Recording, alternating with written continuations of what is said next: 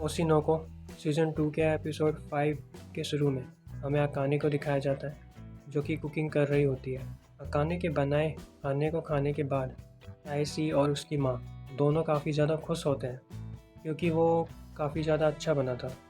ताइसी की माँ एक्वा को कहती है कि इस लड़की को कभी मत जाने देना। ये सुनकर अकाने काफ़ी ज़्यादा खुश हो जाती है। दूसरी तरफ एक्वा बोलता है कि उसका आज मन नहीं है कोई खाना खाने का।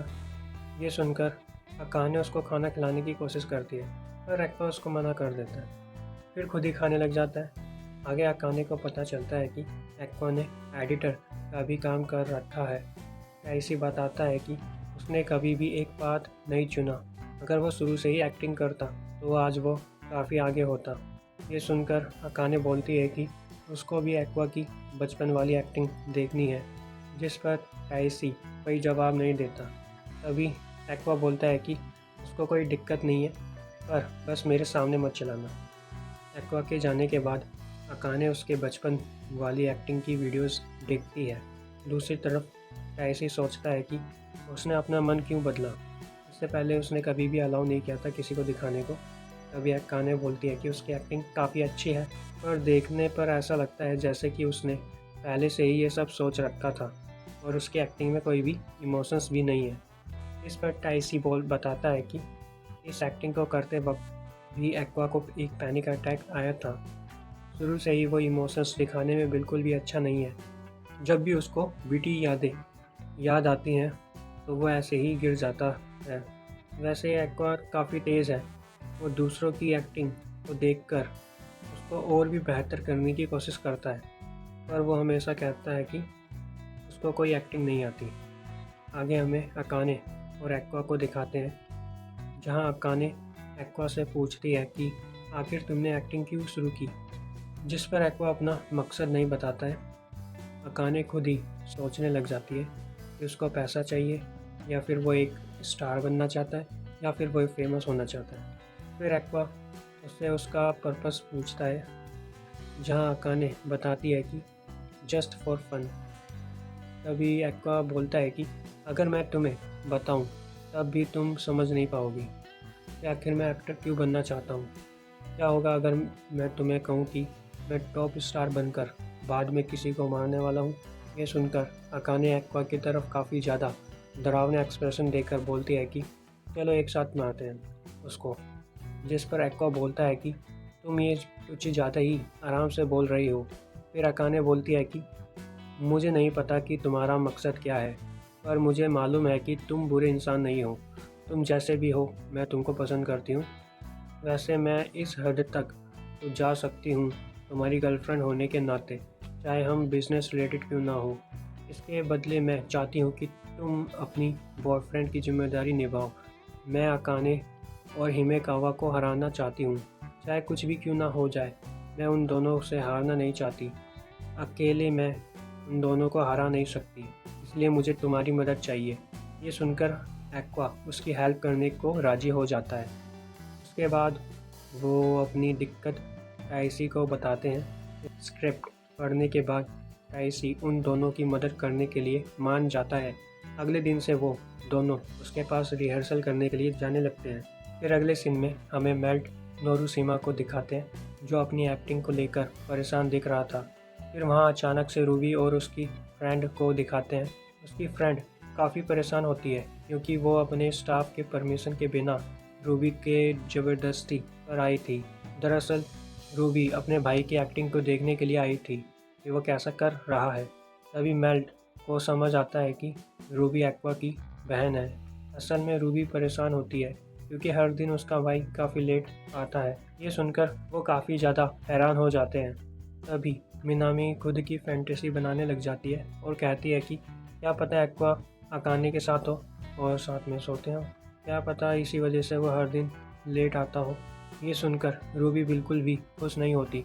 वो बोलती है कि उसका भाई ऐसा नहीं है, फिर भी अगर गलती से भी उसने एक हाई स्कूल लड़की को प्रेग्नेंट किया तो वो उसको कभी माफ़ नहीं करेगी। फिर वो वॉशरूम के बारे में पूछती है। दूसरी तरफ मिनामी काफ़ी ज़्यादा हैरान होती है क्योंकि उसने रूबी को कभी ऐसा नहीं देखा था। फिर हम देखते हैं कि मिनामी इसी बारे में सोच रही होती है। तभी वहाँ साकुया आता है और उसको परेशान करने लग जाता है, जहाँ मिनामी काफ़ी ज़्यादा ऑकवर्ड फील करती है। फिर साकुया उसका कॉन्टैक्ट मांगने लगता है। मिनामी काफ़ी ज़्यादा अनकंफर्टेबल फील करने लग जाती है। वो उसको मना भी नहीं कर पा रही होती है। जहाँ वो अपना कॉन्टैक्ट शेयर करने वाली होती है कि तभी मेल्ट आ जाता है और उसको बोलता है कि डायरेक्टर उसको बुला रहा है, जिस वजह से उसको जाना पड़ता है। उसके जाते ही मिनामी एक चैन की सांस लेती है। फिर हमें पता चलता है कि मेल्ट ने उससे झूठ बोला था।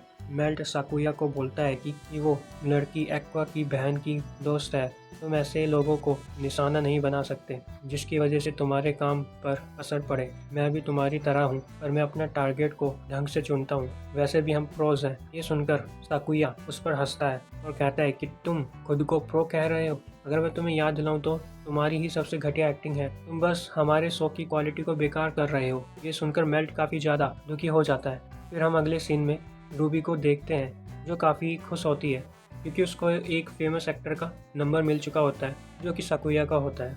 ये सुनकर आरिमा काफ़ी ज़्यादा गुस्सा होती है और मैमचो भी हैरान होती है।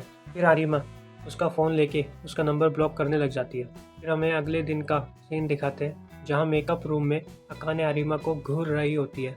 आरिमा के पूछने पर अकाने कोई जवाब नहीं देती है। फिर आरिमा बोलती है कि तुम मुझे हेट करती हो, है ना? तभी वो एक मैगजीन निकालती है। उसे देखने के बाद अकाने काफ़ी ज़्यादा हैरान हो जाती है। तभी आरिमा बोलती है कि पता है, कोई खास मेरा एक आइडल रह चुका है।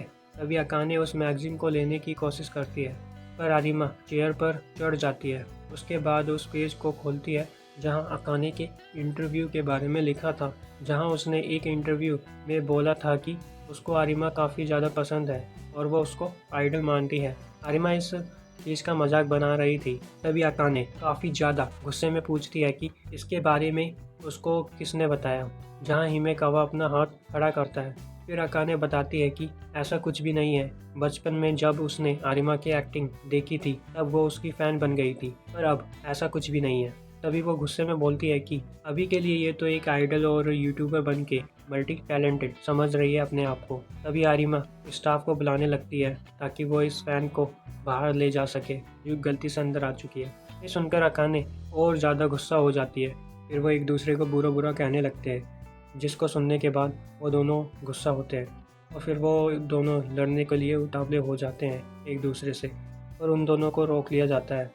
फिर एक्वा और अकाने दोनों एक साथ होते हैं, जहां अकाने आरिमा के बिहेवियर को लेकर बात कर रही होती है। दूसरी तरफ एक्वा सोचता है कि कैसे वो और उसकी बहन भी आरिमा को पहले सहन नहीं कर पाते थे। दूसरी तरफ आरिमा बताती है कि कैसे उसको अकाने को परेशान करने में मज़ा आता है। दूसरी तरफ हिमेकावा रिग्रेट कर रहा होता है कि फिर आरिमा आगे बताती है कि वो दोनों सेम एज के हैं, वो पहले भी एक साथ काम कर चुके हैं, पर बात यह है कि वो एक्टिंग को कैसे देखते हैं। उसकी एक्टिंग को देखकर ऐसा लगता है कि वही सही है और बाकी सभी गलत। उसको लगता है कि लोग भी उसको देखकर कह रहे हैं कि वो काफ़ी अच्छी एक्टिंग करती है, पर ये देखकर मेरे को अच्छा नहीं लगता। ये सुनकर मेल्ट बोलता है कि तुम दोनों एक दूसरे की नेचुरल राइवल हो। आरिमा आगे बोलती है कि डरने की कोई बात नहीं है, क्योंकि आज तक मैंने कभी ये नहीं सोचा कि उसकी एक्टिंग से मैं हार जाऊंगी। दूसरी तरफ मेल्ट हिमेकावा से पूछता है कि उसको क्या लगता है उन दोनों में से कौन बेस्ट है। इस पर हिमेकावा बताता है कि बचपन से ही दोनों काफ़ी ज़्यादा टैलेंटेड हैं, पर अगर मुझे किसी एक को चुनना होगा तब वो आरिमा को चुनेगा। दूसरी तरफ आरिमा अपना वेपन लेकर अकाने के गले पर ले जाती है। दूसरी तरफ हिमेकावा कहता है कि ये सब डिपेंड करेगा कि शो के एंड में कौन लोगों का दिल जीत पाएगा, पर इस बार आरिमा जीतने वाली है क्योंकि मैं उसके साथ हूँ। फिर वो अपना स्वॉर्ड एक्वा के पास ले जाता है। फिर मेल्ट आरिमा के पास जाता है और रिहर्सल में उसकी मदद मांगता है। आरिमा भी उसकी हेल्प करने को राजी हो जाती है। दूसरी तरफ अकाने और एक्वा टाइसी के घर जाने लगते हैं रिहर्सल करने के लिए। अगले सीन में हमें थिएटर स्टेज शो वाला दिन दिखाया जाता है, जहाँ अबिको योरिको के साथ आई होती है। अबिको काफ़ी ज़्यादा नर्वस होती है क्योंकि उसको डर होता है कि कहीं ये फ्लॉप ना चली जाए, जिस पर योरिको उसको चिंता करने के लिए मना करता है। तभी वहाँ गुआ-सान आ जाता है और बोलता है कि तुम चिंता मत करो क्योंकि सब ठीक रह जाएगा। अबिको गुआ-सान को देखकर योरिको के पीछे छिप जाती है।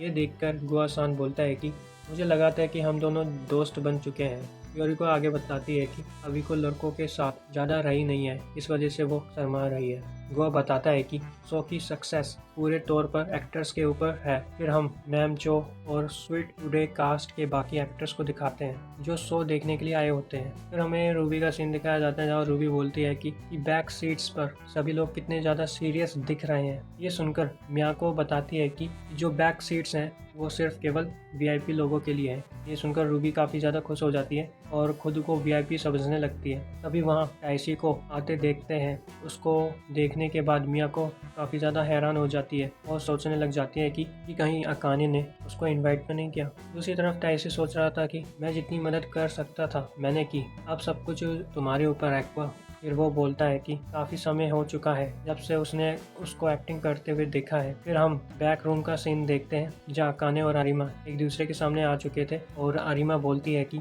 मैं काफ़ी समय से तुम्हारे साथ एक्ट करने के लिए इंतज़ार कर रही थी और अब वो समय आ चुका है। आज के दिन मैं तुम्हें हराने वाली हूँ। जिस पर अकाने बोलती है कि मैं भी तुम्हें हराने वाली हूँ। दूसरी तरफ हमें एक्वा को दिखाते हैं जो आई की फ़ोटो देखकर उन सभी यादों को याद करने लगता है। इसी के साथ उसकी तबीयत भी खराब होने लग जाती है। वो बताता है कि ऐसी के यहाँ रिहर्सल करने के वक्त भी उसने काफ़ी कुछ किया पर कुछ भी नहीं कर पाया, बल्कि उसका पास्ट सेल्फ उसको दोष दे रहा था और वो कुछ भी करके रहेगा अपने आप को कवर करने के लिए। तभी हम उसकी आंखों का कलर चेंज होते हुए देखते हैं और फिर शो के शुरू होने के साथ ही एपिसोड खत्म हो जाता है। हे गाइस, प्लीज़ मुझे कमेंट करके बताना कि आपको ये एपिसोड कैसा लगा, और अगर आपको मेरी वीडियो अच्छी लगी हो तो प्लीज़ लाइक, शेयर और चैनल को सब्सक्राइब भी कर देना।